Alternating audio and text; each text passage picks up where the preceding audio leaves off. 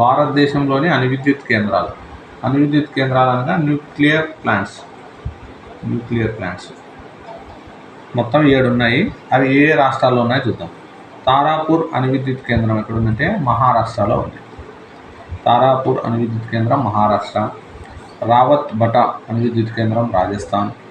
కూడంకులం వచ్చేసి తమిళనాడు. కల్పకం తమిళనాడు. కైగా కర్ణాటక. కాక్రాపార గుజరాత్. నరోరా ఉత్తరప్రదేశ్లో ఉంది. ఈ మొత్తం 7. ఈ కొన్ని ట్రిక్స్ చూద్దాం ఏమన్నా. తారాపూర్ మహారాష్ట్ర చూద్దాం. తారా అంటే ఎవరు? నటీమణులంతా ఎక్కడి నుంచి ఎక్కువ వస్తారు? మనకు ముంబై నుంచి వస్తారు. ముంబై ఎక్కడ ఉంటుంది? మహారాష్ట్ర. తారాపూర్ మహారాష్ట్ర. రావత్ బటా రాజస్థాన్.